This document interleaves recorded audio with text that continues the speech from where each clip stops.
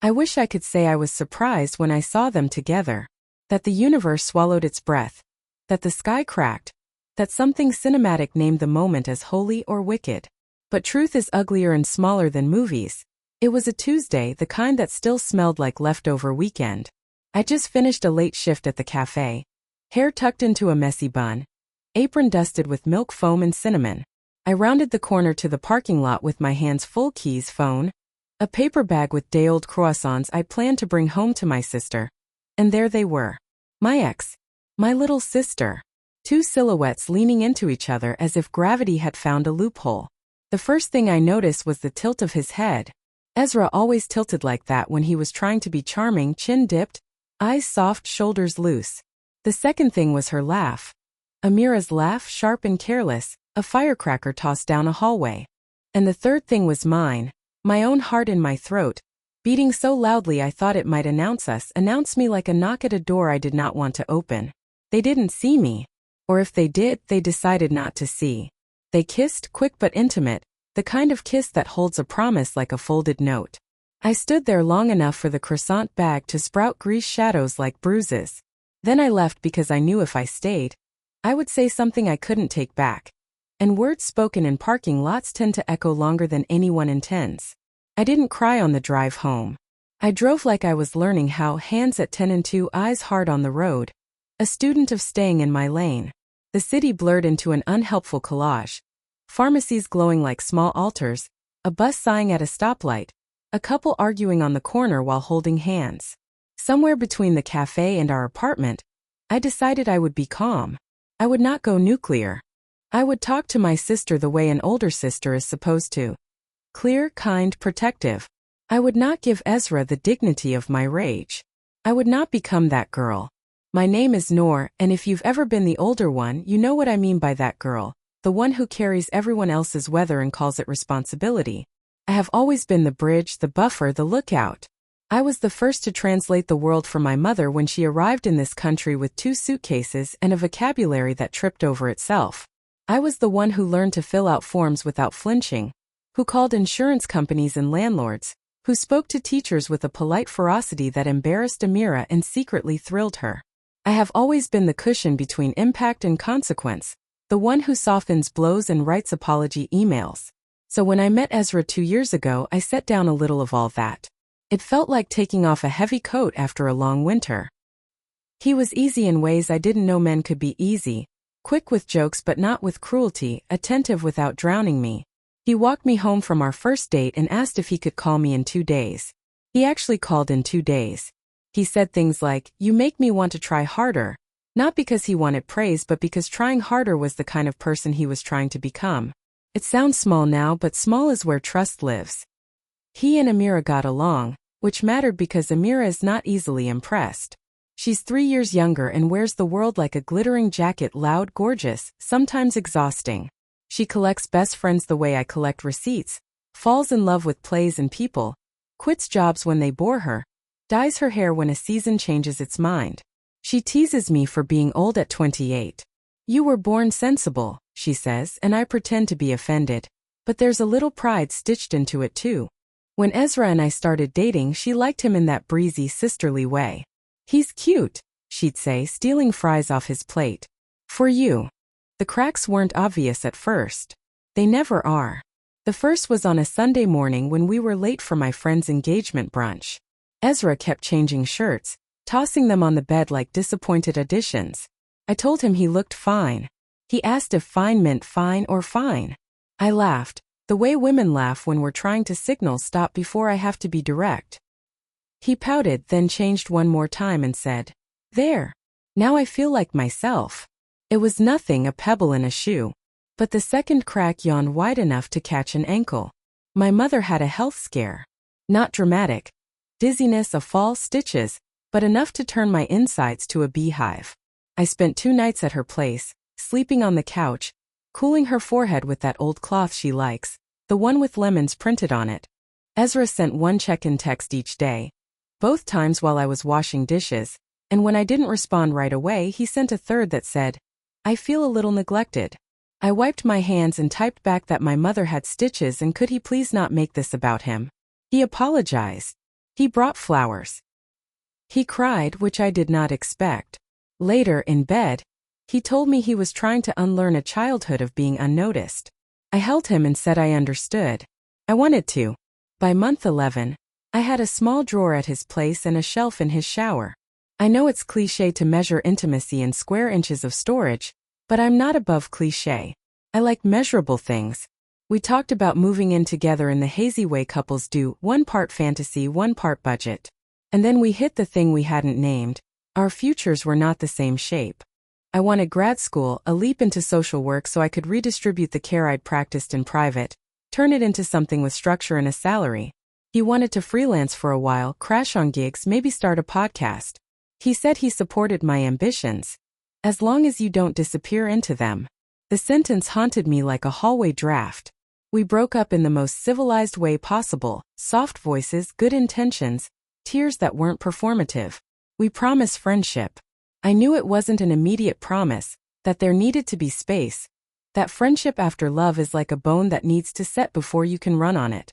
We parted. I deleted his number without deleting it. You know what I mean? You can never fully delete a person you loved. You just move them to a folder called Do Not Open. For 6 months we did not open it. My mother asked in the tender but nosy way mothers do. I said I was okay because the truth was complicated. I was both okay and not, both free and unmoored, both relieved and bereft. I walked more. I learned the names of trees on my block. I started running at dawn when the city still felt like a secret. I memorized the carpet pattern at the library where I studied for the GRE. I learned that silence could be companionship if I stopped trying to fill it with the noise of being fine. Amira dated 3 people in those 6 months, all men with tattoos that told stories they did not. She told me about them like she was reading out loud from a book she wasn't sure she liked. He said he doesn't believe in labels, she'd say, rolling her eyes. Like relationships are Santa and I'm 8. Then the next week. He believes in labels too much. He wants to call me his muse. She laughed that firecracker laugh and said she needed a sabbatical from idiots. I told her sabbaticals were for jobs. She said dating was her job. We were sisters, sarcasm as affection, exasperation as proof of love. Which brings me back to the Tuesday I saw them in the lot. I did not text her immediately. I went home, set the croissants on the counter like evidence, and sat on the floor with my back against the cabinets. The apartment was quiet in that way spaces are after a storm, the silence heavy, the air a little wrong. I listened to my own breath, counted it. A trick I learned in therapy after the last time my life had to be recalibrated. Another story, another man. I waited until I could trust my voice to be mine. Then I texted, "Hey, can we talk when you get home?" She didn't reply. I waited 20 minutes and called. Voicemail. I waited another 10 and called again. She answered with the nonchalant hey of someone who thinks being casual will erase history. "Where are you?" I asked. "On my way," she said. I stopped for gas. "You good?" I asked, which is sister code for everything from did you eat to are you sleeping with my ex? "Yeah," she said, drawing the word out. "You?" "Yeah," I lied. "See you in 10. She came in humming. She kicked off her shoes and smelled the croissants. "You brought treats," she said, pleased. She looked like herself. Hair in a high, messy knot, winged eyeliner that made her eyes dramatic even when they were guilty. I poured tea. We sat at the table like 2 actresses about to read a scene where one knows the twist and the other pretends not to. I slid the paper bag toward her. "We need to talk," I said, my voice a soft thing with a spine. She didn't reach for a croissant. She looked me straight in the face, which I both respected and hated. "Okay. I saw you," I said. "With Ezra." The smallest flinch, so small a stranger would have missed it. "Oh," she said. "Oh." I repeated. "That's it." She sighed and leaned back. "You said you were fine." "I said I was functional," I replied. "I did not say, please date my ex as a hobby." She bristled. "I'm not dating him as a hobby. You kissed him in my parking lot." "First, not yours," she said, because her brain clings to technicalities when character is in question. "Second, the lot belongs to the landlord. Third." "Amira," I said. I could hear the warning in my voice the way I hear the kettle right before it screams. "Don't do this. Don't hide behind grammar." She ran a hand over her hair. We weren't hiding. You were kissing in a parking lot behind my job. She lifted her chin. Maybe I wasn't hiding from you. Maybe I was telling you in the way I knew how. By hoping I would catch you? By not pretending it's nothing. She chewed her lip. It's not nothing, Noor. I waited. She didn't continue. So I asked the ugliest question. Did you do it to hurt me? The room went very quiet. A siren in the distance did its lonely wail. She swallowed. Maybe at first, she said, because one thing about my sister is that she is terrible at lying when you ask her a question in a voice that makes it impossible not to tell the truth. But it's not like that now. What is it like now? She looked away. He listens to me. He's gentle. He asks about my day and actually wants to hear the answer. He remembers the name of my friend's cat. She winced at how small that sounds. Then stubborn. You didn't want him. I didn't want the version of us that required me to be his emotional coat rack, I said. That doesn't mean I wanted him recycled into my family. He's not a coat, she snapped, but without heat. And I'm not a thief. I stared at her. I saw the little girl who used to crawl into my bed after nightmares, clutching her stuffed giraffe, whispering that she was scared of the dark outside, the dark inside, the dark under the bed. I saw the teenager who stomped down the hallway in boots that clomped like thunder, who wore eyeliner so thick it could be armor. I saw the woman who texted me memes about how we were both old and tired at 9 p.m., who held my hand at our father's graveside even though neither of us remembered him. A handmade memory of a man who existed only in a handful of photo corners. I am so tired, I said. It wasn't what I meant to say. What I meant to ask was why didn't you come to me first? What I meant to shout was how could you? But I said the thing underneath all the other things. She softened. That's the trouble with knowing someone. Your soft words are keys. I know, she said, and then, I didn't plan it. How does it happen, I asked, that you fall into the mouth of a person I spent a year untangling from? Trip over fate into someone who still lives in the side rooms of my heart. She frowned. We ran into each other at that art walk. He asked how you were and I told him you were good.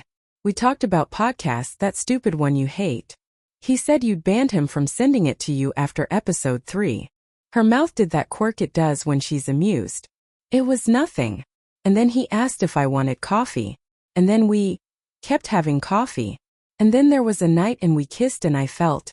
She broke off. I don't have language that doesn't make me sound like a villain. You are not a villain, I said. The word tasted like betrayal even as I offered it. You are my sister. So I am a villain, she said flat. You are my sister, I repeated, because sometimes the sentence is both curse and covenant. We set rules that night because that's what you do when you hope structure can domesticate chaos. She wouldn't bring him to our apartment. She would tell me before big milestones because finding out at someone else's party would be the kind of humiliation that settles in your bones and names itself resentment. She would not tell me details I could not unhear, because I wanted to keep my memories clean even if they were going to be stacked in the same closet with her new ones. We wrote it down like a treaty between small nations. We signed our names dramatic and then we ate croissants with our tea because it is hard to be mortal without carbohydrates. You think that made it easier? It did not. The next months were an obstacle course. At family gatherings I watched them perform the ordinary, her head on his shoulder, his hand on her back. And I performed being okay, a woman with a face trained for the stage. Friends found out and took sides they called concern. My mother's silence was a whole separate weather system. She never liked Ezra because he reminded her of men who promised and then asked for grace for being human. But she liked Amira's happiness more than she disliked Ezra. So she hovered, disapproving and complicit, a queen with a grudging blessing. Sometimes I hated Amira. It is not pretty to write that, but truth rarely is. I hated her for the way she glowed in rooms I had once dimmed to make someone else comfortable. I hated her for dancing with my old ghost and pretending it was a new man. I hated myself for watching. I confided in my friend Sanaa, who has the kind of common sense that could balance a budget without a calculator. She said, "Hate is a color that stains. Be careful what you paint with it." I rolled my eyes and then wrote it in my notebook because I collect sentences that hold me accountable. Here is the part where you might want me to tell you Ezra was secretly awful. That he cheated or lied, or broke something that mattered so we could all reset and agree that Amira had made a mistake and I was right to feel injured. He did not. He was fine. He was kinder with my sister than he had been with me, less needy, more attentive, as if he had learned something and applied it, which is both noble and nauseating. He sent her flowers on Wednesdays just because. He asked her about her art. He did not ask her not to disappear into ambition because Amira's ambition is a dragon that does not take kindly to being named. So what did it, then? What was the thing that tore open the tidy treaty and asked us to be more honest than we knew how? A hospital room bright with wrong light. An accident. Not fatal, but close enough to remind us that bones are not promises, they are fragile architecture. It was November, the kind of gray that erases outlines. A rideshare ran a red light. Amira's small car did the math and lost. I was at work when the call came, the world separating into before and after in the space between ring and answer. I ran every red light on the way to the because hypocrisy is a luxury when your sister's name spills out of a stranger's mouth with the word critical attached. She was awake, bandaged, furious because pain makes her angry. Ezra was there, eyes red, hands trembling, his face the kind of scared I had never seen on him. He looked at me like a student looks at an old teacher, relieved and ashamed and grateful. She kept asking for you, he said, as if the sentence absolved him of something. It didn't. But it did something else. It rearranged the furniture in my heart. Rage and pettiness slid toward the wall. Tenderness dragged a chair to the bed. I held her hand. She apologized for nothing and everything. I'm fine, she said, which was not true but a kind of prayer. You should see the other car, she joked. I laughed because the alternative was screaming. The doctor explained the fractures, the concussion, the miracle that was airbag timing. My mother arrived 20 minutes later with a bag of oranges and a rosary, ready to negotiate with God. We stood around my sister's bed like a little democracy, voting with our bodies for her to live. In those long days, all the old rules collapsed into the one rule that matters when someone you love is in pain. We showed up. Ezra lived at the hospital. I brought the right kind of yogurt. My mother massaged Amira's feet with oil and told her stories about the day she was born. Every detail a talisman. A way to anchor her to hear. We washed her hair with a basin. We learned the names of the night nurses and made them laugh. We cried in stairwells and texted each other too much when we needed a break. It was a messy piece, but it was peace. We were a team and my sister was the game. On the 7th night, when Amira finally slept deeply, Ezra and I ended up in the waiting room at the same time. The TV played a nature documentary with the sound off, subtitles talking about migration, about birds who travel thousands of miles on an internal map they never share. We sat a chair apart like strangers who've seen each other's underwear. I'm sorry, he said, which was not the conversation I expected. For what? I asked, genuinely unsure which of the many possible sins he meant. For not being the person you needed when you needed me, he said. For letting my fear make you smaller to me so I could feel bigger to myself. For this. He gestured vaguely, as if the room, the month, the new order of our lives were his to summarize. Happening in a way that hurt you. I stared at the documentary bird on the screen mid-flight, the caption explaining how it sleeps in the air in micronaps. We were wrong for each other, I said.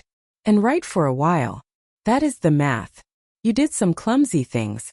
So did I. I cleared my throat. Are you in love with her? He looked surprised that I'd asked. Then he nodded. Yes. I nodded back. Okay, I said. It was not forgiveness or blessing. It was a fact placed gently on a table. He exhaled, a little broken. I keep waiting for you to. I don't know. Throw a drink in my face. We don't waste drinks in this family, I said, and he laughed in a way that made my chest hurt, a memory elbowing into the present. He grew sober. I also keep waiting for you to rescind your attention, he admitted. Like that we are not in this together. But you show up for her. For me. For your mother. Like it's your job. It's not my job, I said, surprising myself with the strength in my voice. It's my love. I took a breath. And I'm learning to love without turning into furniture. He tilted his head in that old way, but it meant something different now. Respect, maybe. I'm trying to learn that too, he said softly. When Amira came home, Our apartment turned into a rehab center with fairy lights. The living room became a maze of pillows, ice packs, gently scheduled meds. Friends came with casseroles and gossip. My mother installed herself as queen of soups. Ezra brought flowers, plants, a blanket she'd once admired. He slept on the chair 2 nights like a contrite dog. He did not try to prove to me that he was good. He tried to be good. It matters the difference. Pain made Amira honest. Morphine made her Messier. That combination untangled some things we'd let stay knotted. On a quiet afternoon, when the rain drew faint lines down the window and the apartment smelled like clean cotton and cumin, she said, "I did want to hurt you. At first." I looked up from the calendar where I was scheduling her follow-up appointments. "I know," I said, because there is a relief in the truth even when it cuts. She swallowed. "It felt like all my life I've been borrowing your map. You were the good daughter, the reliable friend, the one who translated the world. Even your heartbreaks were admirable. You didn't fall apart, you turned them into essays." She grimaced. "I wanted one thing that made you mad. That made you messy. That made you human." My throat tightened. "So you dated my ex." "He listened to me like I wasn't a spin-off of you," she said. "He asked about my art like I could actually make it my life, not just my Instagram. He made me feel like I wasn't a sequel." "You aren't," I said. It came out too fast, and she smiled because she loves my loyalty even when it's inconvenient. "But you could have chosen literally anyone else to be your origin story." "I know," she said. Her eyes filled. "I'm sorry." I nodded. We let the apology sit. We didn't wrap it in a bow. We did not add a long explanation. We let it be a stone placed between us, steady enough to sit on if either of us needed to rest there later. Recovery was not a metaphor, but it could have been. She learned to walk without wincing. I learned to look without wincing. She learned to ask for help without performing for it. I learned to offer help without resenting it. Ezra learned our family's unique language, the way we fight with 100 words that all mean stay. My mother learned to hand over control without narrating the handover, which is the closest thing to sainthood I've seen from her. Spring came like a negotiated truce, gradual, cautious, flowers peeking up like spies. Amira went back to work at the art studio and came home smelling like paint and triumph. Ezra moved the cactus from his balcony to hers because he needed better light. And I did not make a joke about men projecting. I applied to grad schools like a woman who knows her own weather. I went on 2 dates with a man named Jacob who makes sourdough and sentences with equal care. I didn't tell Amira after the first one because some secrets are tiny and necessary. I did after the second. She squealed the right amount. That matters too, the choreography of approval. When they told us they were moving in together, they did it carefully. They brought cake. They sat on our couch like job applicants. I asked questions I didn't know I needed to ask until they were in my mouth. Who signs the lease? What's the emergency plan? Who pays what? What if you break up? They answered like adults. I blessed the day my sister learned to keep a spreadsheet. I went home and cried, not the messy kind, but the old kind that knows it's watering something new. At their housewarming, I stood in a kitchen that wasn't mine, watching my sister laugh with the kind of brightness that doesn't ask permission. Ezra moved through the room refilling drinks, adjusting the playlist, being helpful in ways that were not performative. A new habit I liked on him. Sana squeezed my hand and whispered, "How's your stain?" I smirked. "Fading," I said, and she grinned like a fairy godmother whose curses are actually instructions. I won't pretend there weren't days I regressed. Days when jealousy slunk in like a cat, smug and shedding. On those days I did small things. Texted a friend a compliment, ironed a shirt with unnecessary precision, went for a run and named every tree again like a litany. I wrote postcards to myself with advice I stubbornly needed to hear. You do not heal by winning. Comparison is a rumor the anxious mind spreads. Nor drink water. Nor you are not furniture. I kept them in a drawer and pulled them out like flashcards until the lessons felt less like recitations and more like reflexes. We had one last earthquake before the new normal settled. It was Amira's birthday and Ezra planned a surprise that was almost excellent: friends, fairy lights, a slideshow of baby photos, a cake that looked like a Jackson Pollock painting. He made a toast where he said something like, "I didn't know what home felt like until," and paused, looking at my sister with a tenderness that made the room hum. And then he said, "Your family taught me." My mother's eyes filled. Mine did something else, narrowed. The deservedness of that sentence was complicated. I took a sip of seltzer and reminded myself not all narratives need my editorial note. After the party, in the quiet hum of dishwashing, he found me drying a platter and asked if I was okay. It is the question I ask people, not one I am often asked without an agenda. I said I was. He nodded. "You know I love her differently," he said, not defensively but as a fact he wanted me to have access to. "I learned some things. She taught me, you taught me, your mother taught me. I'm trying not to use my growth like a credential." He gave a small self-deprecating smile. "I don't want your forgiveness like a trophy." I set the platter down. "Then don't ask for it like one," I said. "Just keep loving her in ways that don't require the rest of us to disappear." He nodded, serious. "Yes," he said. It was enough. Not absolution, not a ribbon cutting, just a nod. "If you've come this far with me, maybe you're expecting a single moral, a bow tied neatly in shockproof ribbon. I can't give you that. What I have is a mosaic. The pieces are strange shapes, some still sharp. They make a pattern when I step back, but up close they're just color and edge and glue. Here are some pieces. The night I wrote my grad school statement and realized I had built my life around taking care of people as if it earned me the right to be here, and how I decided to love people differently. Not as proof, but as practice. The morning Amira sent me a voice note of static and laughter because she had tried to say, "I love you," to the cat and accidentally called me instead. "Freudian meow," she texted after, and I made a stupid snort laugh at the bus stop. The hour I spent at our father's grave, telling him the story as if he could understand the language of our particular family grief, and how the wind lifted one corner of the blanket I'd put down like a shrug. The Tuesday I made soup for myself and ate it alone and did not feel lonely. A miracle small enough to miss if you aren't in the business of counting. The day my acceptance email pinged 5 minutes after Amira texted me a photo of the ring Ezra bought. Her hand on a white table, her nails chipped, the caption I said the loudest yes. And how I stood in my kitchen, phone in one hand, future in the other, and laughed until I cried until I laughed.